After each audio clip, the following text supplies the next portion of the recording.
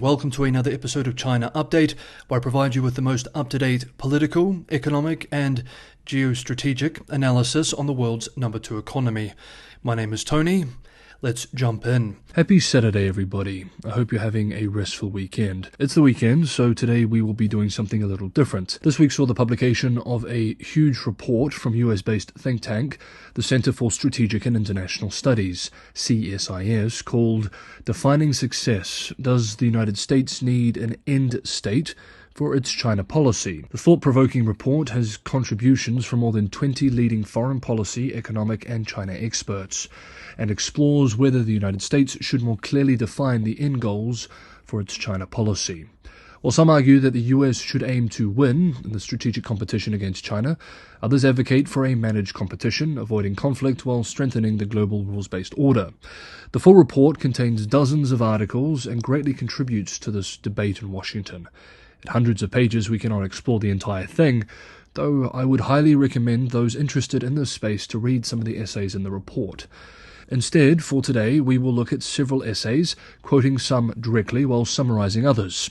You can see each essay in the chapters at the bottom of the video, so you can skip to the ones you are most interested in, or simply listen to them all. There is no accompanying graphics or charts, so feel free to just listen to this in the background, rather than just watching the entire time. This report is about contributing to this wider US policy debate, so please let me know your own thoughts on some of the arguments made in these essays in the comments below. And if you like what I'm trying to do here with China Update, don't forget to like, subscribe, and share. We'll be back on Monday with regular episodes looking at daily developments. Please also let me know if you'd like to see another video like this exploring some of these other essays from this rich report. Now, let's begin with the report's introduction, which we are quoting selected excerpts from directly. Introduction: The United States China Policy in Historical Context, by Jude, Blanchette, Freeman Chair in China Studies, Center for Strategic and International Studies, CSIS. The ongoing debate within the United States over whether to pursue a clear end state in its China policy or focus on managing the competition reflects a crucial divide in American strategic thinking. As tensions with China deepen, US policymakers and experts are wrestling with the question of how best to navigate this evolving rivalry.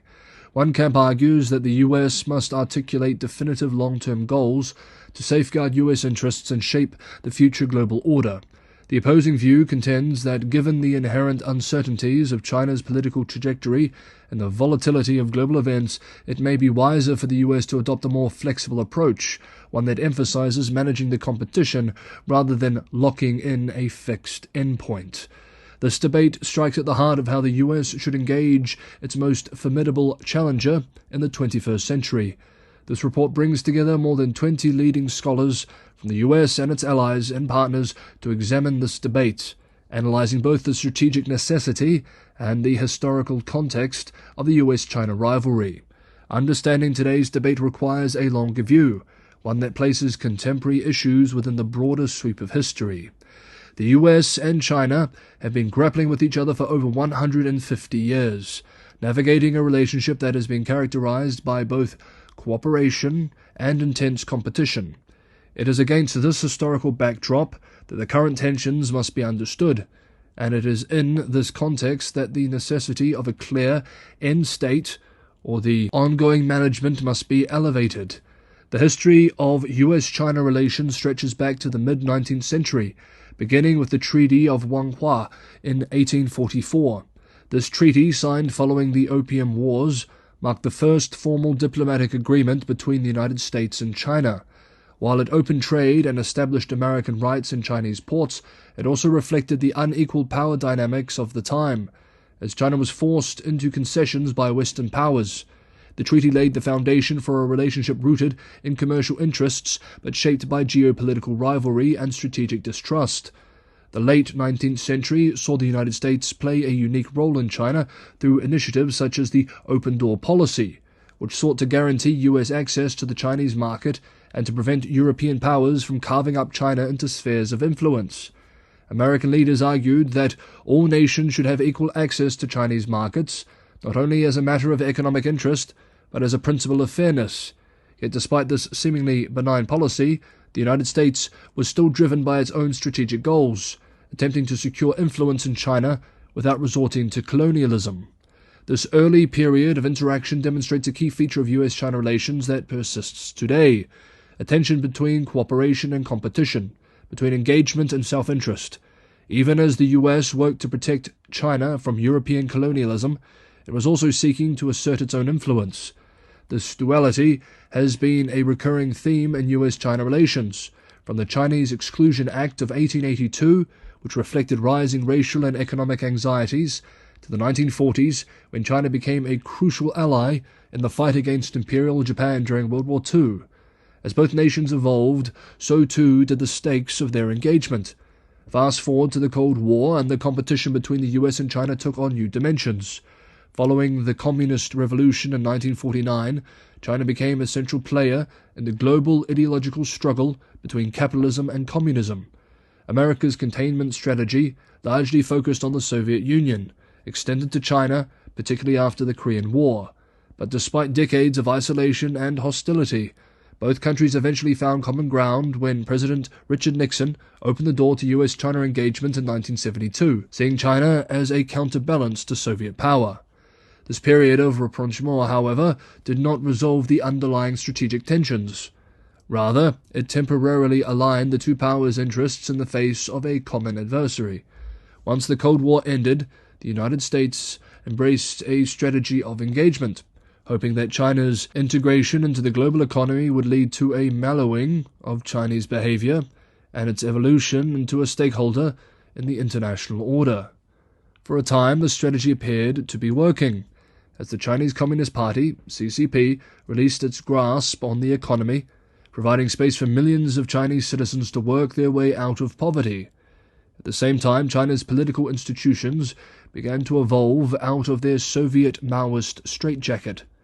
Yet by the 21st century, it became clear that China's leadership was growing wary of Western economic and political models. Instead, they pursued a strategy of authoritarian resilience, pairing economic growth with military power and political control under the CCP, particularly under the leadership of Xi Jinping. Today, the United States faces a China that is more powerful, more confident, and more assertive on the world stage. Whether through economic statecraft, military modernization, or technological innovation, China seeks to reshape the global order in ways that challenge US dominance. The strategic competition is no longer confined to military or economic realms. It extends into cyberspace, technological innovation, and even the narratives that shape global governance.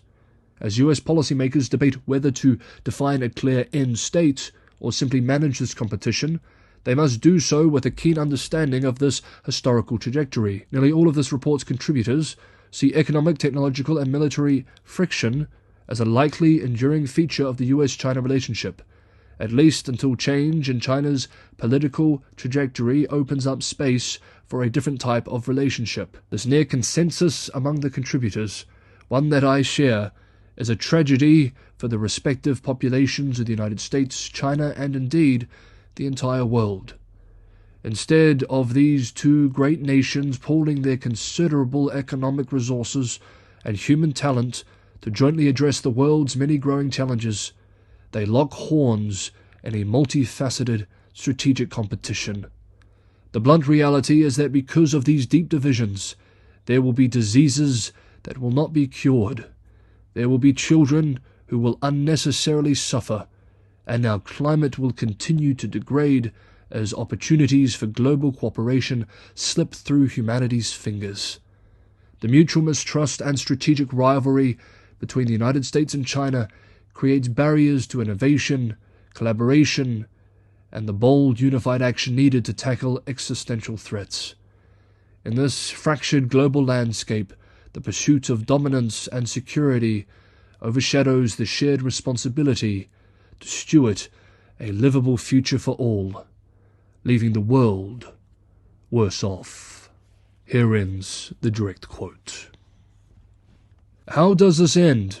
The Future of US-China Competition by Hal Brands, Henry A. Kissinger Distinguished Professor, Johns Hopkins School of Advanced International Studies, Senior Fellow, American Enterprise Institute. We examine this essay through summary. While I endeavor to summarize the points as accurately as possible, These are ultimately my words, not a direct quote. The article by Brands explores the evolving US-China competition, highlighting that while there is bipartisan consensus in Washington about the inevitability of long-term rivalry, there is still significant uncertainty regarding how this competition will ultimately end. The consensus, which has emerged over the last decade under both the Trump and Biden administrations, reflects the view that China, under the Communist Party, CCP, seeks to assert itself as a dominant power in Asia and potentially on the global stage.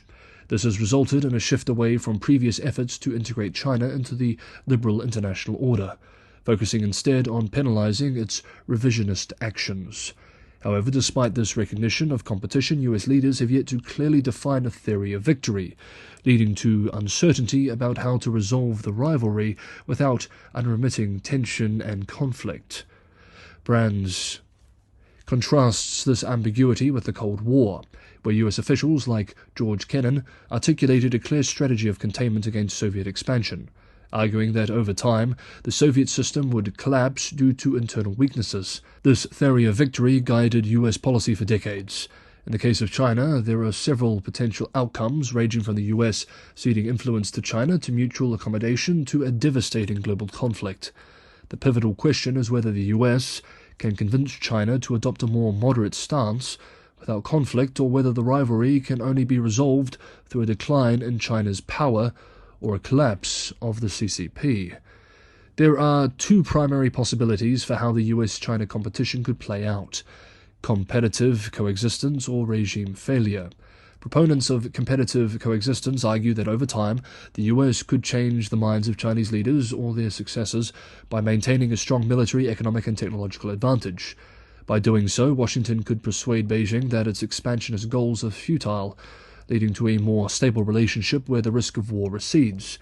The US's key strategic interests, such as Taiwan and the alliances in East Asia, are preserved. This would not eliminate competition, but could lead to a more manageable rivalry, potentially opening up opportunities for cooperation. However, Brands points out that this optimistic scenario may not reflect the reality of US-China relations. The CCP views the liberal international order led by the US as a direct threat to its survival, and there is substantial evidence that Beijing's ambitions go beyond mere regional dominance. China's assertiveness, especially under President Xi Jinping, suggests that it may not be willing to moderate its behavior, even in the face of sustained US pressure. The CCP's ideological commitment to preserving its power and its increasingly coercive behavior towards Taiwan, its Asian neighbors, and its own citizens suggests that the rivalry could persist as long as the party remains in power.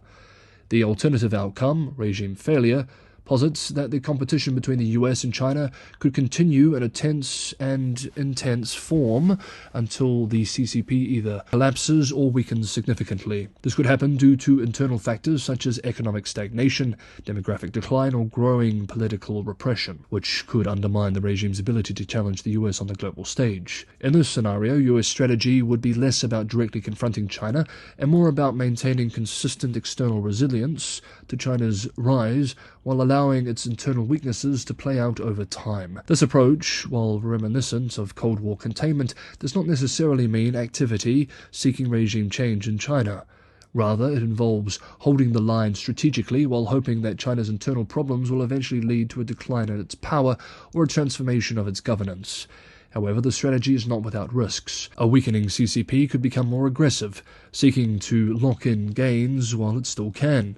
Additionally, the US cannot be sure that increasing external pressure will accelerate the CCP's decline or simply reinforce Chinese nationalism, allowing the regime to hold on to power longer. Brands notes that while it may be tempting for US policymakers to focus on managing day-to-day tensions with China, it is crucial for the US to develop a long-term strategy that articulates how this competition might end.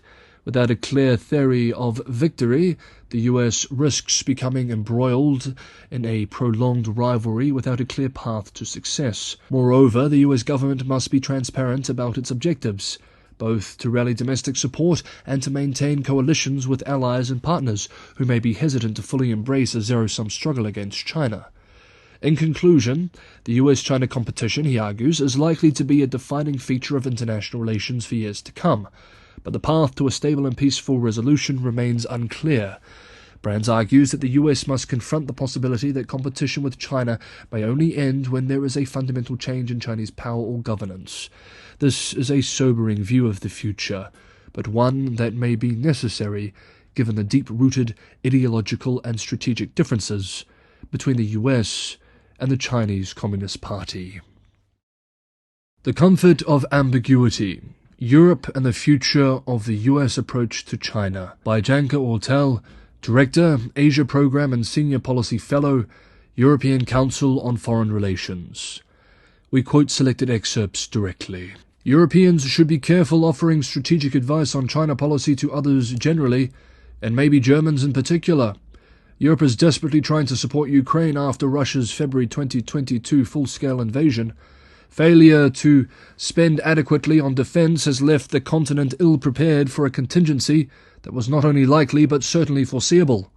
What the war has since made abundantly clear is that Europe does not only have a Russia problem, it also has a China problem. By providing strategic, diplomatic, economic and military support to Moscow, Beijing has become part of the European security equation and now poses a more palpable risk than China's economic coercion, cyber attacks or market-distorting practices, even if all simultaneously present, ever could. A strategic China-Russia axis is even worse for European security and economic interests than it is for the US. Europe is economically, strategically and geographically more exposed. China's increasing dominance in sectors crucial to Europe's industrial and economic future are challenging Europe's future prosperity and political stability. Europe, particularly Germany, has benefited for decades from the close integration and complementary nature of its own economy with that of China. However, a China shock, possibly worse than what the US went through, that is, a massive wave of deindustrialization and loss of competitiveness in crucial sectors, is now on the horizon. The outlook is grim. While a lot has changed in the rhetoric in Paris, Berlin and Warsaw since the Trump administration first increased the pressure on Europeans to face up to their China-sized Achilles heel, real action has still mostly been emanating from Brussels. In member states, illusions of a third way, a magic middle ground, or even the delusional idea that Europe is playing a mediating role between the US and China continue to make up a surprisingly potent part of the policy conversation. Given this, does it make the life of the European policymaker easier if the US were to spell out its vision of victory for its China policy more clearly? Absolutely not. Ambiguity gives Europeans the ability to wiggle their way around the tough policy choices that a clearly defined vision of victory would entail, all while pretending to be either on the way to being more closely aligned or basically almost fully autonomous in their decision-making. Depending on the outcome of the US presidential election in November, ambiguity leaves room for interpretation and appropriation. While the US, under the last two administrations, has made significant efforts to counter or shield itself from the economic practices promoted by China's leadership under Xi Jinping, and has heavily invested in preparing the US armed forces for a potential conflict with China, Europe has been slower to act, as the political costs of taking similar measures appear overwhelming. So what could happen if the US administration were to specify its vision of victory? Let's assume the next US administration was to say, the US has to continue to be the dominant military, technological, economic and security power in the Indo-Pacific region. It has to maintain the ability to push back against Chinese pressures wherever it challenges this core interest or the interests of US allies, and the United States will use all available means, from economic and trade tools to the use of military force, to defend its role of global supremacy, which would also include the defense of Taiwan out of a pure US self-interest, the destruction of Chinese high-tech ambitions through export controls where possible and sabotage or coercion where needed, and the use of all possible means to force allies to follow suit. This would mean a United States seeking to win systemic competition, striving to maintain and restore superiority through demonstrating the failure of the Chinese system and embracing the possibility of at least massive weakening of China, but even a political collapse or regime change, or in a nutshell, a different China. The knee-jerk reaction of European policymakers would be to seek distance, Rather than winning systemic rivalry with all possible means, they would argue, the 21st century should be about proving the capability of democracies to deliver a green and digital transformation and to guarantee security and stability. They would underscore that Europe certainly does not seek regime change and does not have a problem with losing superiority in global politics and trade because it does not have it in the first place. This would, however, apply that A. The Chinese leadership has no ambition to win systemic rivalry and does not see the current situation as such, which, unfortunately, it has clearly said it does, and B. That it would not matter to European policy making whether the US or China leads in military, technological, or economic terms, that Europeans could basically accommodate either in this role. Let's assume, on the other hand, that the next US administration decides that it has a much more limited endgame for its China policy, one that really ignores Europe, for the most part. This would represent a more inward-focused and self-centered approach, where allies and partners play only a marginal role, if any at all. In this scenario, Europe is left to manage its own security, and every nation is expected to fend for itself, with Washington operating under the assumption that the US would maintain a relatively stronger position for the foreseeable future. European policymakers would likely find this option equally problematic.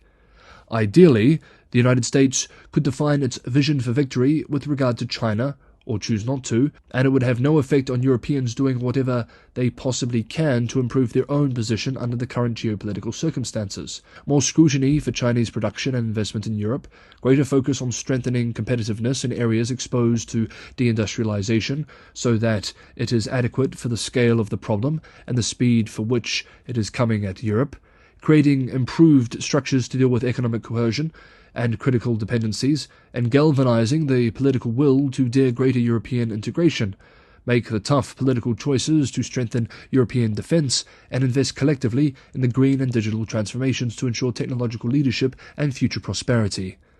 This would be a European reality where the lack of unity around these goals would no longer be optional, but imperative, and in which Europe could make actual choices. As this dynamic was not unleashed by the existential threat of the full-scale Russian invasion of Ukraine and Beijing's strategically enabling role, it seems hard to fathom what kind of shock would be needed to get to this point. On China policy, even a second Trump administration might not be enough, precisely because, even among his supporters, there is no clear agreement about the actual vision for victory. Neither is an alignment within the Democratic Party around one precise vision for victory very likely. Ironically, it could be this ambiguity of the strategic aim that will throw European governments a lifeline so that they may maintain incessant complacency and, as a form of collateral damage, make it even harder for both sides of the Atlantic to actually deal with the challenges posed by Xi Jinping's China, collectively and individually. Here ends the direct quote. The end goal should be avoiding conflicts, by Yasheng Huang, Epoch Foundation Professor of Global Economics and Management, Sloan School of Management, Massachusetts Institute of Technology. We examine this essay through summary. While I endeavor to summarize the points as accurately as possible, these are ultimately my words, not a direct quote. Huang's essay explores the complex dynamics of US-China relations, cautioning against viewing the current competition through the lens of the Cold War between the US and the Soviet Union. While many US policymakers and stakeholders advocate for a confrontational approach similar to the Cold War, Huang argues that this perspective oversimplifies the current situation and fails to recognize the unique economic and geopolitical interdependence between the US and China. He emphasizes the need for a nuanced, balanced approach that acknowledges both the challenges and benefits of engagement with China. Huang begins by noting that while the Cold War between the US and the Soviet Union is often remembered as a period of intense rivalry, the reality was more nuanced. Throughout the Cold War, the US engaged in a form of managed competition with the Soviet Union, which included both confrontation and collaboration. For example, despite the geopolitical tensions of the time, the US and Soviet Union cooperated in areas such as cultural exchanges and public health initiatives, including the successful smallpox eradication project. Huang suggests that a similar approach, strategically balancing competition and cooperation, could be beneficial in managing the US-China relationship. Huang stresses that the two extreme policy options often discussed, complete disengagement or full cooperation, are unrealistic and unsustainable, A more responsible course of action would be to manage the risks of US-China interdependence while still reaping the benefits. This would include continuing to engage with China in areas where mutual benefits can be achieved, while also mitigating the risks associated with Chinese economic and geopolitical ambitions. He proposes structured collaboration in areas such as science and technology, where both countries could mutually agree on research topics, ensuring safety and oversight while maintaining the benefits of cooperation. One area where Huang sees potential for managed competition is in capital investments. US has traditionally used tariffs to restrict Chinese goods, but a more sophisticated approach could involve regulating and vetting Chinese investments in the US rather than outright rejecting them. Huang suggests that laws could be passed requiring Chinese investments to include American joint venture partners, or subjecting Chinese operations to more rigorous scrutiny. Such a framework would allow the US to benefit from Chinese capital while minimizing the risks. Huang acknowledges that China's recent shift towards autocracy, its reversal of market reforms, and its increasingly aggressive geopolitical posture are deeply concerning. However, he cautions against drawing direct parallels between China and the Soviet Union. Unlike the Soviet Union, which was largely isolated from the global economy, China is deeply integrated into the global economic system. Its economic strength and connections with the US and other countries make it a virtual global player. Huang argues that while the US must confront China where their interests collide, it should avoid a strategy based solely on confrontation, as this could turn China from a competitor to an outright enemy. In reflecting on the lessons of the Cold War, Huang emphasizes the importance of managing competition rather than seeking total victory. The US successfully avoided a nuclear conflict with the Soviet Union through a combination of diplomatic efforts and a strategic confrontation, such as President Kennedy's handling of the Cuban Missile Crisis and President Nixon's détente policy. While some policymakers advocate for regime collapse in China, similar to the fall of the Soviet Union, Huang argues that this is an unrealistic and potentially dangerous goal. Regime collapse is a complex phenomenon that cannot be reliably engineered by foreign policy, and pursuing such a goal could escalate tensions and lead to unintended consequences. Huang advocates for a policy of managed competition, a concept adopted by the Biden administration, which allows for both confrontation and cooperation. This flexible approach does not assume that China is a fixed entity, but recognizes that China may respond, however slowly and reluctantly, to a combination of incentives and punitive measures. The goal is not to provoke regime collapse, but to manage the relationship in a way that protects US interests while avoiding unnecessary escalation. He also points out that China is not the Soviet Union.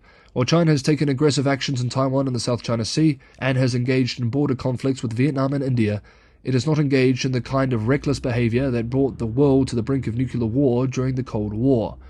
Moreover, the US must be vigilant about China's geopolitical intentions. But a direct comparison between China and the Soviet Union is misleading, he argues. China's economic and political structure is different from the Soviet Union's, and the conditions that led to the Soviet collapse do not necessarily apply to China. Huang further argues that the notion that the Soviet Union collapsed solely due to US confrontation is a simplistic interpretation of history. While US policies such as Reagan's defense spending and the Strategic Defense Initiative placed pressure on the Soviet Union, the collapse was also the result of internal factors like economic stagnation and Gorbachev's reforms. Additionally, unlike the Soviet Union, China does not have the same internal ethnic and nationalistic divisions that contributed to the Soviet Union's fragility. Huang cautions that adopting a strategy aimed at destabilizing China is unlikely to achieve its goal and could lead to escalation and conflicts. He points to the examples of North Korea and Cuba, both of which have survived despite years of sanctions and isolation. Instead of focusing on regime change, US policy should be aimed at managing the risks and challenges posed by China's rise. In conclusion, Huang believes the goal of US policy should be to avoid conflict while protecting its own interests.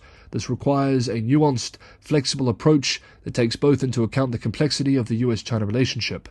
Managed competition, rather than a purely confrontational or cooperation strategy, offers the best path forward for both countries. Okay, that is today's special episode of China Update. I hope you enjoyed examining some of these essays. The full report has dozens of different essays looking at this policy debate from different angles, including from Japan's perspective and the UK's perspective, as well as other angles like an economic one, foreign policy focused one, and others. I would recommend it for anyone who is interested in this space. Let me know in the comments what you thought of these arguments, as well as whether you'd like to see another video examining some other essays. Thank you everybody for watching. Don't forget to the like button if you enjoyed this episode. Have a good and restful weekend, and I will see you all on Monday.